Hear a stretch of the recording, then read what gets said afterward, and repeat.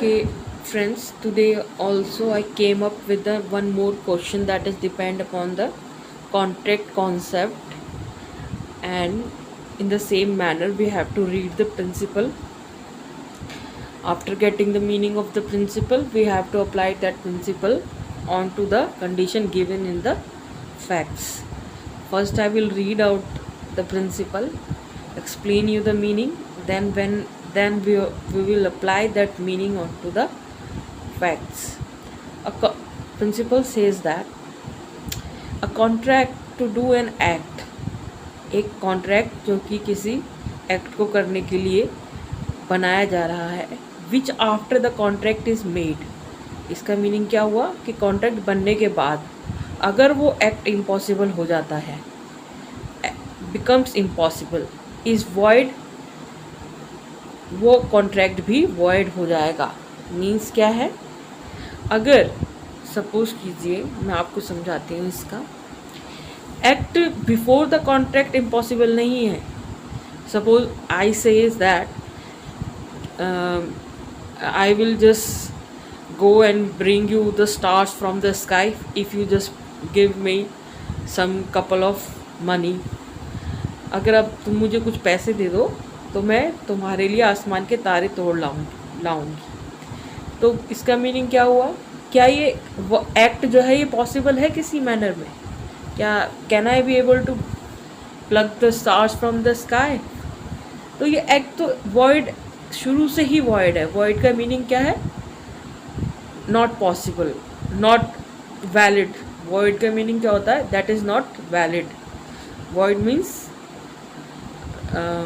That is not valid, that can not be perform. Void, that what means the void is. मगर मैं यहाँ पर जो principal में कंडीशन दे रखी है वो उस कॉन्ट्रैक्ट के बारे में, कॉन्ट्रैक्ट में उस एक्ट के बारे में बात की जा रही है कि दैट इज़ पॉसिबल. जब कॉन्ट्रैक्ट बन रहा है तब तो वो एक्ट पॉसिबल है. इवन ऑल दो कॉन्ट्रैक्ट बनने के बाद भी वो पॉसिबल है, but due to certain conditions कुछ ऐसा हो जाता है कि वो जो एक्ट है वो that become impossible to perform. तो वो जो कॉन्ट्रैक्ट उसको करने के लिए बनाया गया है वो भी वॉइड हो जाएगा. मीन्स वो भी इनवैलिड हो जाएगा. समझ में आया? इसका मीनिंग ये हो गया कि a contract to do an act which after the contract is made become impossible.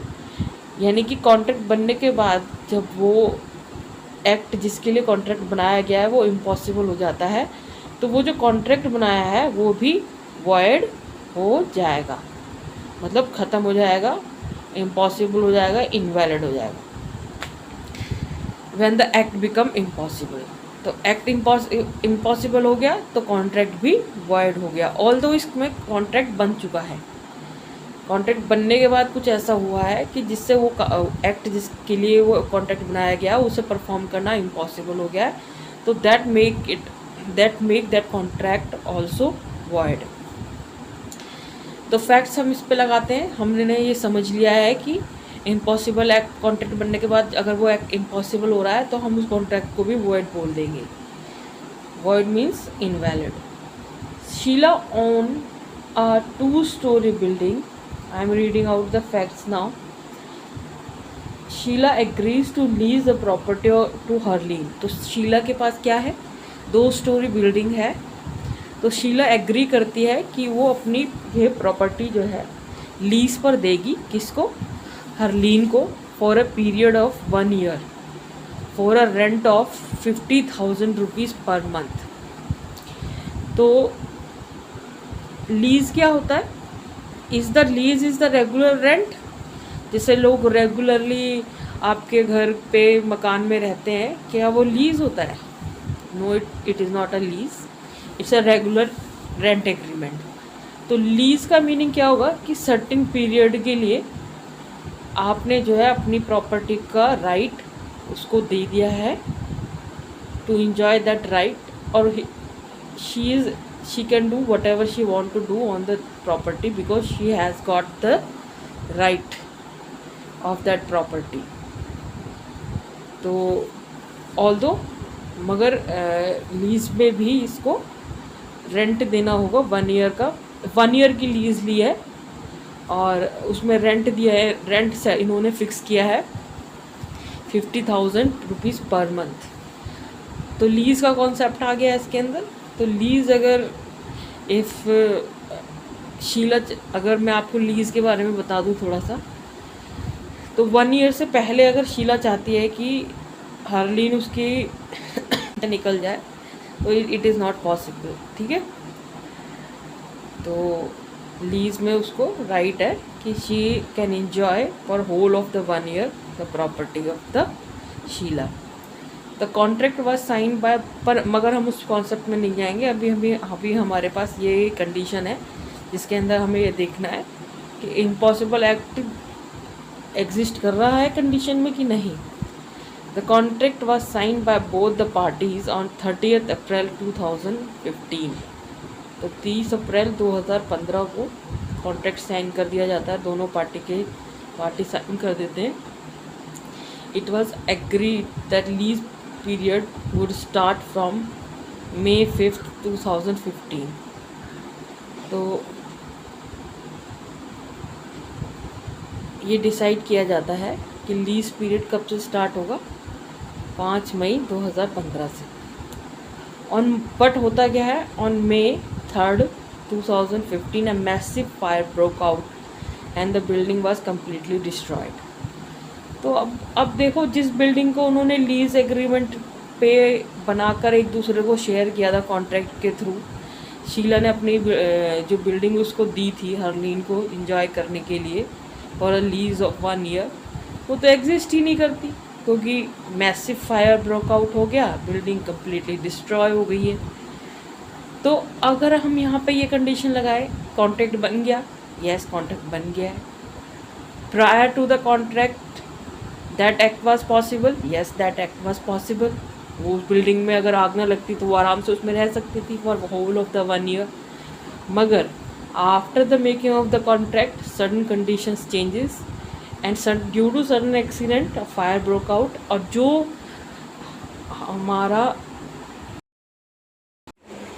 तो अभी हम चेक कर लेते हैं कि क्या प्रिंसिपल अप्लाई करने के बाद कंडीशंस कैसे चेंज हो रही हैं। हमारे फैक्ट्स की जो कंडीशंस हैं वो प्रिंसिपल यानी कि रूल अप्लाई करने के बाद क्या हम एनालिसिस इससे कर सकते हैं। तो जो हमारा सब्जेक्ट था दैट इज़ हाउस, वो तो डिस्ट्रॉय हो चुका है।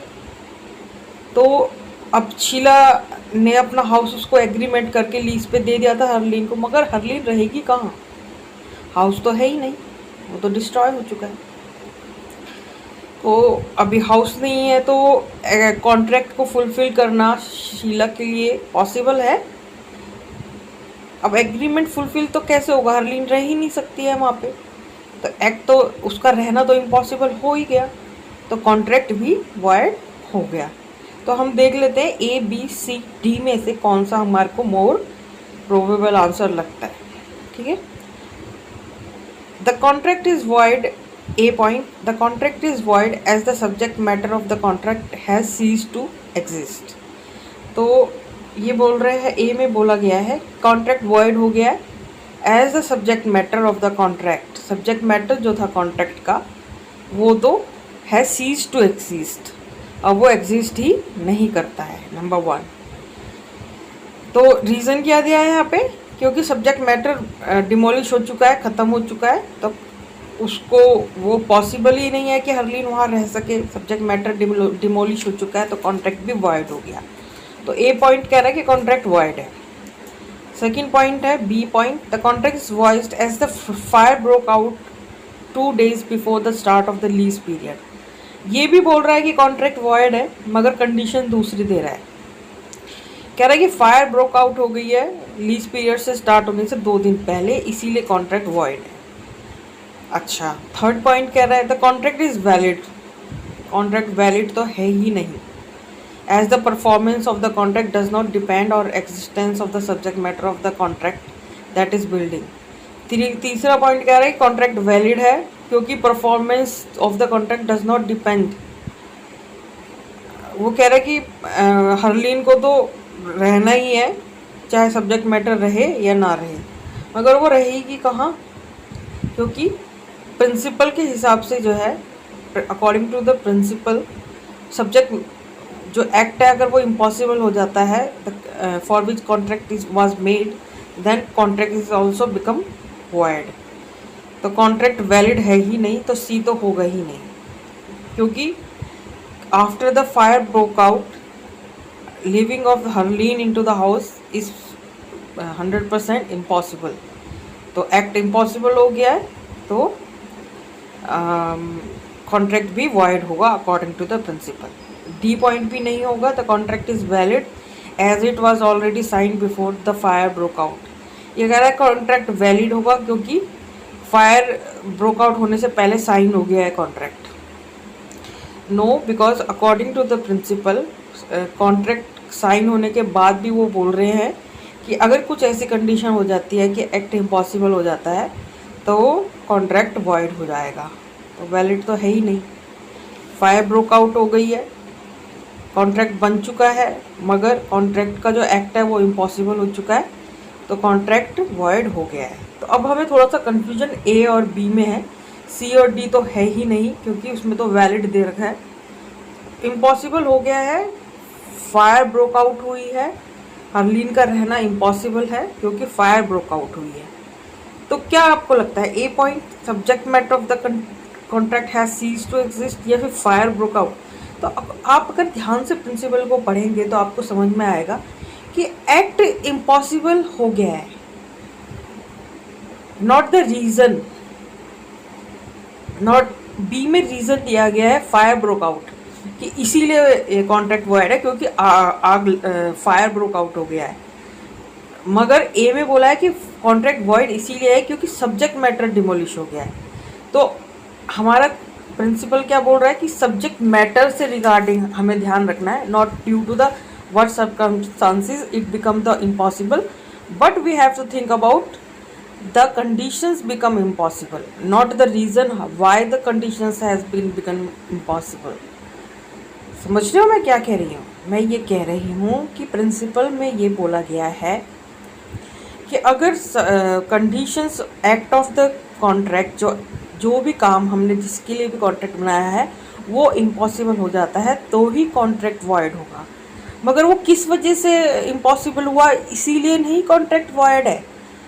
फायर ब्रोक आउट हुई है, ये तो उसका रीज़न है इम्पॉसिबल होने का। इम्पॉसिबल एक्ट क्या हुआ है, हाउस हुआ है, समझे आप?